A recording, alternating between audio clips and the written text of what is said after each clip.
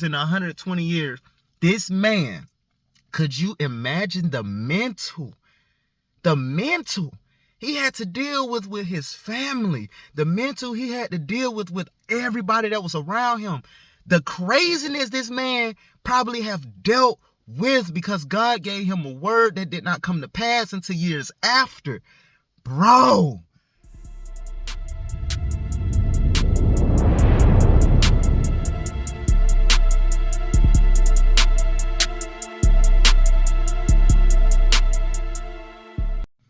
What's going on, man? Y'all see, I'm finna drop another video. So,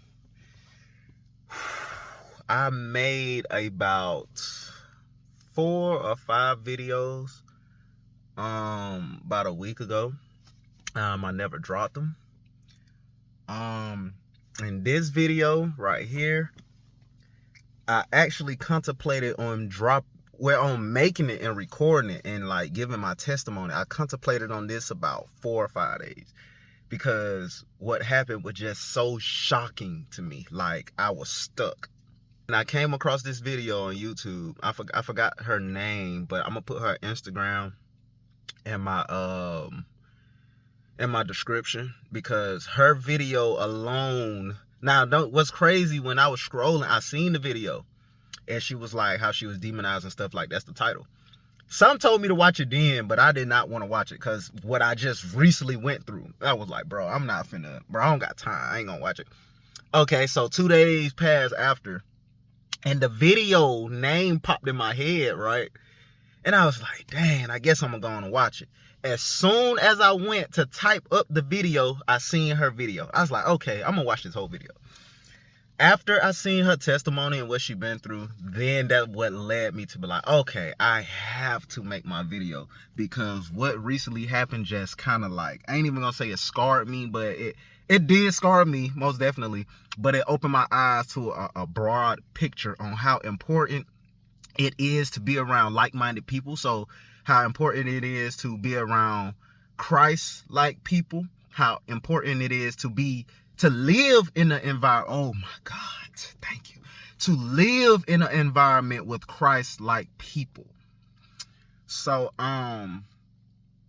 this story gonna have a lot of gaps because I only want to say things that's gonna be conducive to the message I'm trying to put out.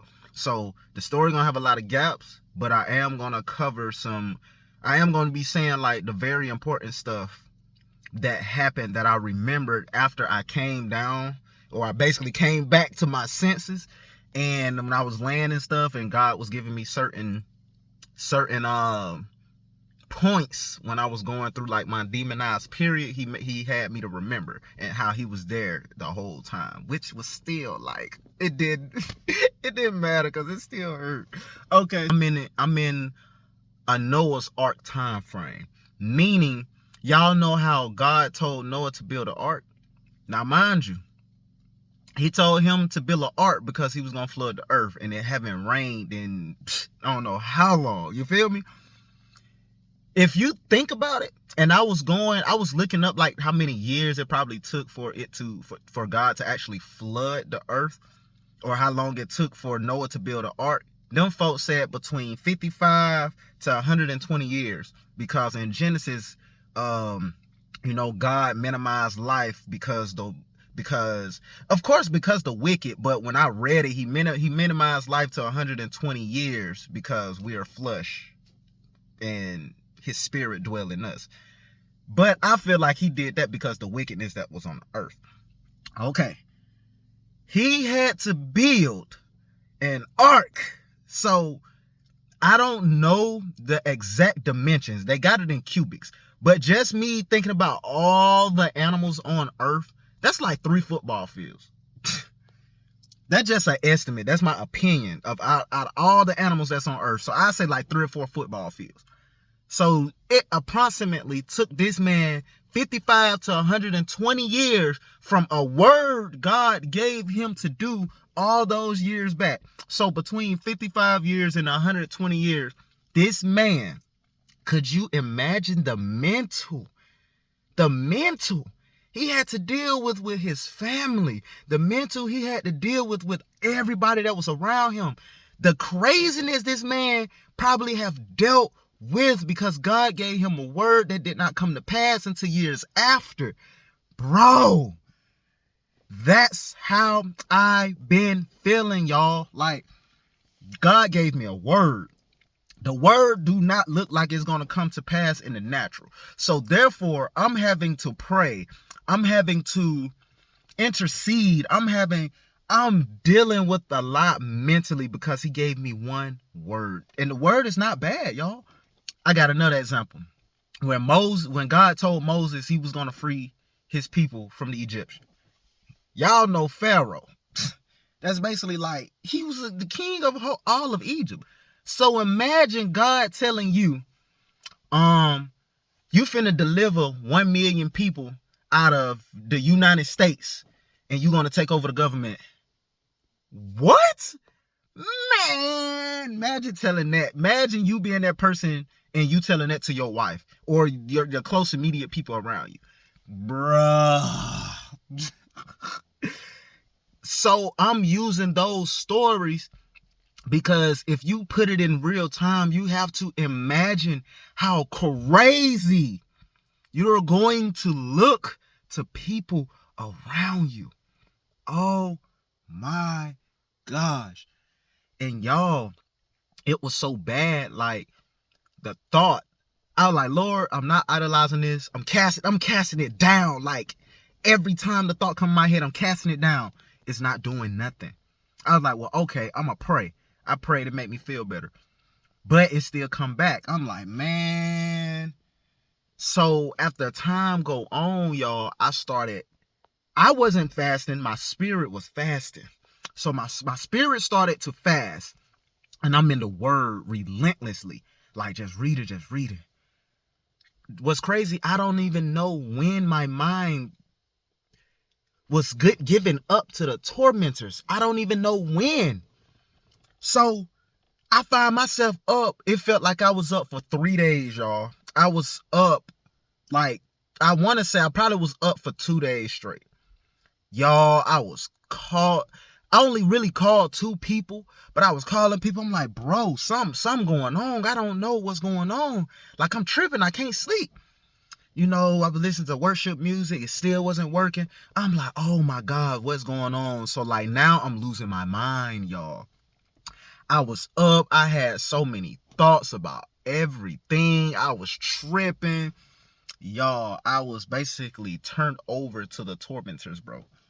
So this is actually my second testimony. I got a original testimony I was supposed to do months ago, but everything it ain't really happened how it's supposed to happen. So we gonna really just work from this one, then we'll work backwards, and y'all will get the original testimony. I don't know whenever God set me up in a position to give it, and he tell me to give it to y'all, I'm gonna give y'all the original testimony. But this had happened before, right?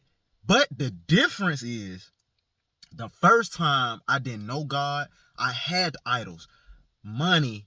I was worshiping I was worshiping so many other gods. It was ridiculous. I was worshiping other religions. So then it made sense to me. But now it did not make sense to me. So y'all, I was tripping. I ended up leaving the house, walking the street. I went to somebody's house. No harm now. I ain't have no shoes on or nothing. Like, this time I was in my right mind, but I wasn't right in the mind. I don't know if y'all can get that. The dude was like, I don't know what you got going on. He was cussing me out and stuff and blah, blah, blah, blah. He pulled out his phone as if it was a gun. I seen 2 other people standing next to him. A dude with a bat and somebody else. When he pulled out the phone, I started laughing as if like he was about to fake. Somebody lit a firecracker, and I heard the firecracker go off, and I ran. When I seen the dude with the bat, my first instinct was protect the head. Watch how this gonna all hit the circle. So I walked down the street, and watch how this was a foreshadow of what was finna happen. I walked down the street. I did something. I can't say that part, but I did something. It wasn't bad, but it wasn't good. It wasn't harmful. I walked down the street. I walked to another person's house. I was like, yo, I had said something and I was walking up. I got foot, the right foot. Then I seen the dude again with a baseball bat. I'm like, bro did not just come from down there and came all the way up here that fast. So I'm trying to give y'all key points, because when I come back to my right mind in like 3 or 4 days, then all of this made sense and I was just crying. So I got in the foot. Now the whole time the devil was convincing me, this is what happens when you follow Christ. You will have to deal with the pain he dealt with. So me getting you will have to sacrifice yourself. You will have to yourself so you don't got to deal with this pain. Now, as I'm thinking all this stuff, I'm just bleeding. I'm looking at it, I'm like, bro, this hurt too bad. So my mind was just like, bro, I can't deal with this, bro. I'm about to myself. We gonna have to put a little bit more sensitivity on that. So I was like, I can't do this no more. I'm gonna have to, you get what I'm saying? After that, I see officers come up. So 2 police officers had came. I'm sitting there, I'm apologizing. I'm like, bro, no mercy, give me mercy, such. Now, mind you, I had watched like 2 videos where they was like, in the spiritual realm, policemen are your protectors. I'm in my right mind, but I'm not. So before all of that kind of really took place, the person, I had called somebody and asked a dumb question. So leading up to what happened, I was tripping. You feel me? And the devil was giving me thoughts that seemed like, of course there's truth to something, but stuff was just too absurd. And I was asking people dumb questions. I was thinking dumb things. I wouldn't say it killed my relationship with people, but I would say, like, I was so gone where when I came back to my senses, I told God, I'm like, bro, why you allowed that to happen? Like, and I had to let it go. Like right now, I'm just in a period where I just had to let it go. Okay, so now fast forward back to what the police officers, they put me in the ambulance to take me to the hospital, y'all. Bro, they strapped me down. They put me in handcuffs. Like I said, I'm in my right mind, but I'm not. It was way different than the first time. The first time I was gone. I was gone, y'all. This time I was more conscious, but the devil was still there. Like he was still trying to tell me to do things. So the devil was like telling me to do stuff, and the people was talking to me. So I was pinned, like somebody put something around me to pin me down to the hospital, or well, to the bed that was in the back of the ambulance, and they was holding it. I never got that until after, like 3 days after. So while I'm sitting there, y'all, the devil was like, go on and jump out the ambulance, so you're gonna get this over with. Go and jump out the ambulance, bro, so you're gonna get this over with. You know what I'm saying? Like, he was telling me to do things.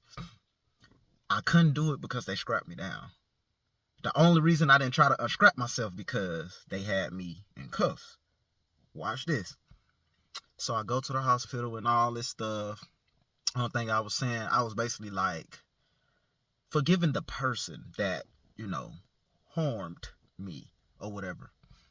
And I heard somebody say, I'm proud of you. I'm like, what? So this doctor she had a wristband. I will never forget this. She had a wristband. And I looked at 2 dates on it. It was that day's date and my birthday. She was like, which one of these is your birthday? And I pointed at today's date. She was like, that is correct. She was like, but this is your birthday. This day is the day you was reborn. I was like, huh? Y'all, all this stuff did not make sense. So fast forward, I was in the hospital, ended up getting out of the hospital. I was talking to like a pastor that was there, came to the house, Y'all, I was crying. I think I cried for like 3 days, y'all. Because I was so lost why God allowed this to happen a second time. I was so pissed at God, y'all. And it was like, I was crying. And I'm like, bro, now I really seen crazy. These folks got records in the computer of me doing crazy stuff. I'm like, man. So as I'm sitting there crying, y'all, I'm on crutches. I had to do everything by myself. Now, mind you, I'm already like working on my fruits of the spirit, so I'm already cultivating fruits of the spirit of humility and everything else. So I got out of my pride with my first testimony that we don't need nobody. You know what I'm saying? So this testimony was more so on a, dang, I see how much we really need somebody. Oh, dang, I see how much people really feel about me. Y'all, imagine being in a place where somebody say they love you and you literally can't do nothing for yourself, but you still have to make way to do something for yourself. Imagine being in an environment where just imagine being in an environment like that where you literally can't do nothing for yourself because what I told y'all happened to my foot.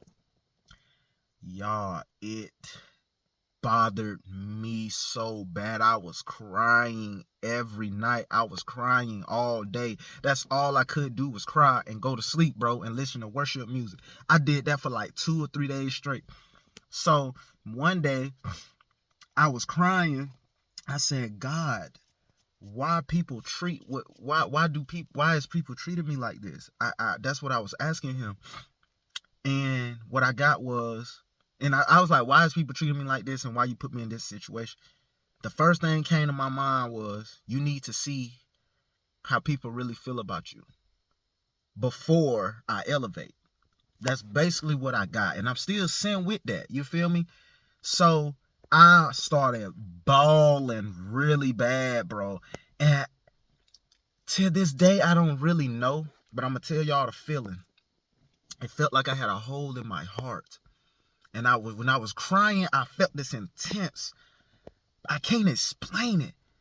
So as I'm crying, I end up stop crying. I end up praying. I said, I don't know what you're doing, but I give up. I can't follow you no more because I'm dang near finna get.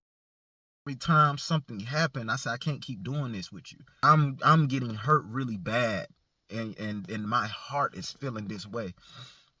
All right, so I want to say like 2 days after that incident, I end up, like, after these days, y'all, I wasn't in my mind at all. I didn't even want to think about nothing. I didn't want to pray nothing. I wasn't in the word, because when I was in the word during that time, the devil was twisting the scripture, and I watched him twist the scripture where it did not make sense. It seemed like everything was contradicting itself.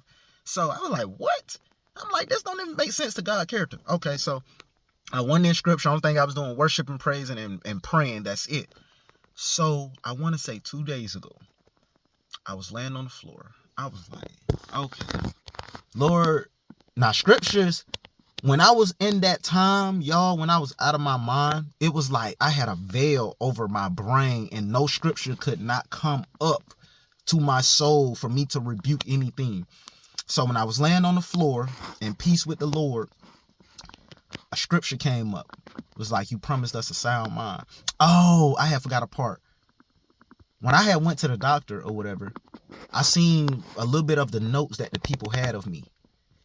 And the notes that stood out about me tripping was, it seemed like he can make better decisions now. He has a sound mind. I'm like, wait, what?